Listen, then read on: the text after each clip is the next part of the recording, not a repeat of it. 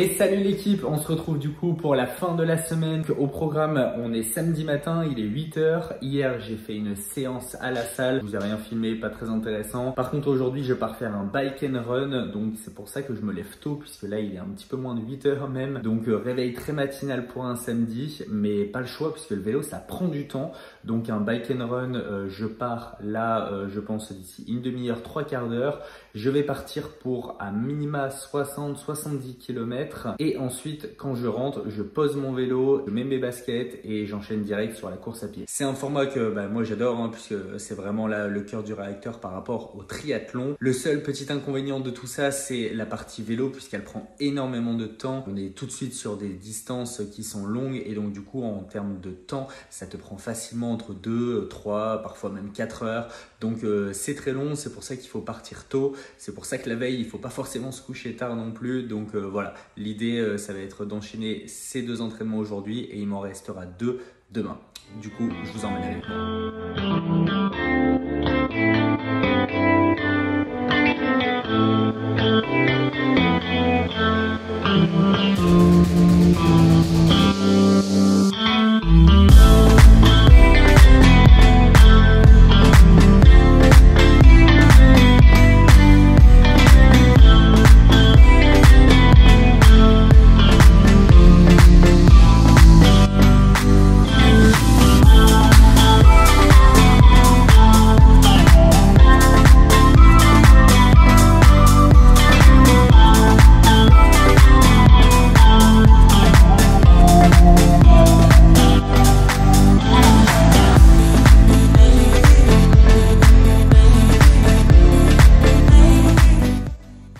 Rapidement à la transition entre le vélo et la course à pied. Donc là, je viens de terminer un tout petit peu moins de 60 km. C'était vraiment difficile pour moi aujourd'hui. C'est, je pense, le contre-coup du gros volume de la semaine. Puis ça fait 8 semaines que je m'entraîne régulièrement du coup. Donc là j'ai un peu un contre-coup, je sens. Heureusement j'étais avec un pote à moi, donc Tim, que vous avez vu sur les vidéos, qui m'a bien tiré. Heureusement qu'il était là parce que sinon je ne sais pas si j'aurais fait autant aujourd'hui. Donc là je viens simplement de passer à l'appart pour changer de chaussures. Et voilà, je reprends un petit ravitaillement et puis là je pars pour le run. Tout ça pour vous dire que je ne suis pas un surhumain, donc si vous aviez la flemme aujourd'hui de vous bouger le cul, il n'y a pas d'excuse. Parce que là, honnêtement, j'ai aucune envie de remettre mes chaussures de running et d'aller courir.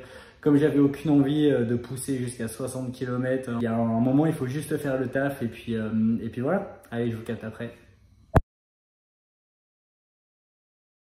Débrief à froid du coup suite au bike and run du jour. Franchement c'était super difficile. Ça faisait longtemps que j'avais pas fait un bike and run avec autant d'intensité. Pour vous dire, du coup là j'ai fait quasiment 60 km de vélo, à savoir que le jour J 90 qu'il y a à faire. Donc gros volume, le fait de rentrer, de poser le vélo, de mettre ses baskets et de retourner courir direct. Ce qui a été vraiment le plus difficile, c'est la partie vélo. Merci à mon pote Tim qui était avec moi, puisque il m'a vraiment tiré. On avait du gros vent de face, c'était vraiment pas facile.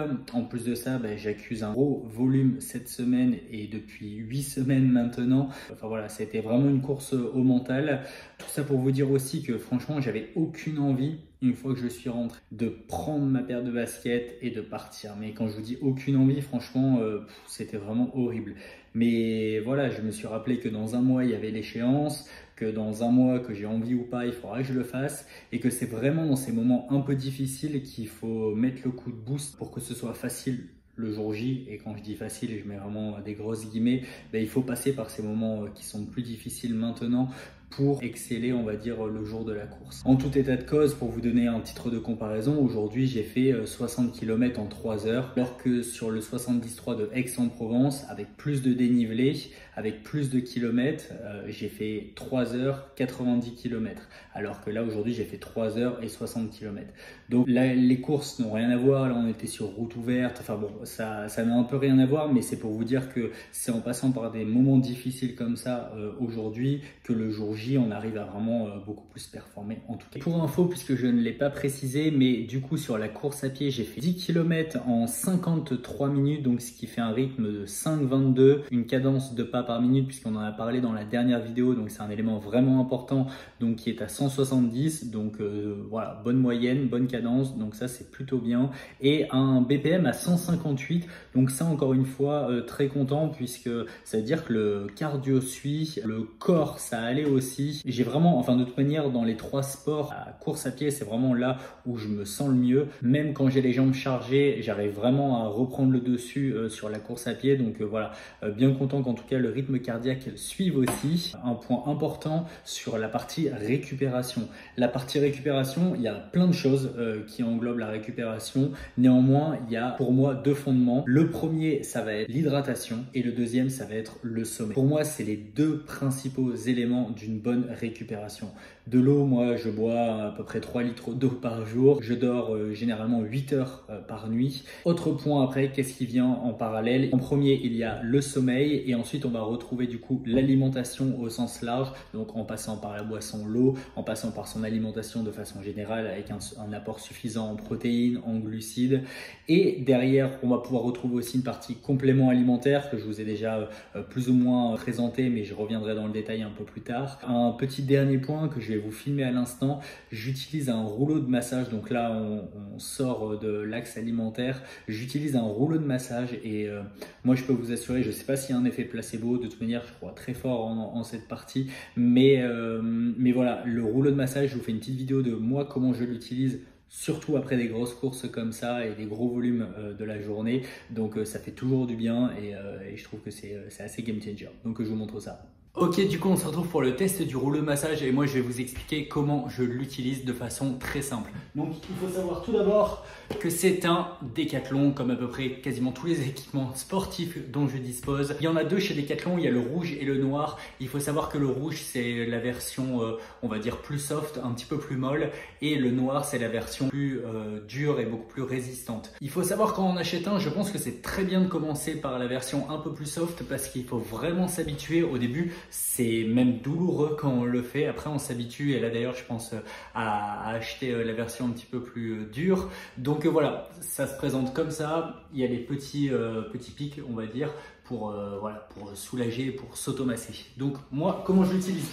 Très simplement, je le mets sous mes cuisses et je vais rouler dans un premier temps simplement comme ça. Donc je vais faire plusieurs répétitions, ensuite je vais croiser les jambes pour mettre du poids sur la jambe du bas et là tout de suite on sent rapidement la différence également et je vais alterner ensuite de cette façon. Deuxième utilisation, toujours sur les cuisses, je vais décaler, me mettre de cette façon pour travailler le quadriceps qui est juste au-dessus. Alors là, honnêtement, même encore maintenant, c'est hyper douloureux de faire ça parce que là, on est vraiment sur le muscle, encore plus après la journée que j'ai passée. Donc, je vais le faire sur les 2 cuisses de façon alternée. Ensuite, on peut descendre bien évidemment sur les mollets. C'est ce que je fais à chaque fois sur plusieurs répétitions. Dernière utilisation, ou plus du moins avant-dernière, ça va être vraiment pour focus sur l'avant des cuisses. Donc là, je vais me mettre juste là. Je me mets sur mes cuisses et ensuite, je vais faire des avancées de cette sorte. Dernière utilisation que moi j'en ai, je ne l'utilise pas du tout sur le dos, je ne suis pas un fan de ça, je préfère aller chez l'ostéo quand j'en ai besoin. Derrière, du coup, je vais l'utiliser également pour les pieds, tout en sachant que pour les pieds, j'ai une variante, la balle de tennis. Ça, encore une fois, très sous-côté, la balle de tennis. Pour les pieds, ça permet vraiment de détendre le dessous de ton pied, notamment la voûte plantaire, d'enlever entre guillemets les nœuds pour schématiser aujourd'hui que tu pourrais avoir. Et ça vraiment, c'est game changer. Moi, je le fais très régulièrement. Moi, je sens vraiment la différence entre le début et la fin de l'utilisation. Donc, je parle même pas dans les semaines, etc. Je parle vraiment entre le début et la fin d'ici quelques minutes. On sent vraiment son pied qui est très contracté au début et simplement le fait de rouler dessus, comme je vais vous montrer, ça fait vraiment une différence qui est incroyable. Et simplement, je pose mon pied, je vais aller de l'avant. Je vais faire des mouvements d'avancée, des petits ronds comme ceci, tout en appuyant au début assez légèrement. Et ensuite, moi j'aime bien rentrer, on va dire, en profondeur. Donc je vais faire la même chose des 2 côtés. Donc avant, arrière, Ensuite, des petits tours comme ça, en essayant de focaliser sur l'avant du pied, sur le milieu et ensuite vers le talon. Donc vraiment, petit exercice très basique, mais alors vraiment une efficacité sans faille. Du coup, en complément du sommeil, de l'alimentation, des compléments alimentaires, on va retrouver ces deux indispensables pour la récupération. Et ça, vraiment, il y en a pour 15 € pour ces deux babioles et franchement, ça vaut largement le coup. Bref, j'espère que vous aurez kiffé la vidéo. C'était les derniers petits conseils récupération. Il y en a plein d'autres à venir dans tous les cas. Moi, je vous retrouve du coup la semaine prochaine pour une nouvelle vidéo. Et voilà, on continue, on lâche pas le rythme. N'hésitez pas à me suivre sur Insta et notamment aussi sur Strava. C'est là où je suis pas mal actif. Vous retrouverez aussi le détail des entraînements et puis les différents détails que comporte Strava. Donc voilà, n'hésitez pas et moi, je vous capte. À la prochaine. Ciao tout le monde.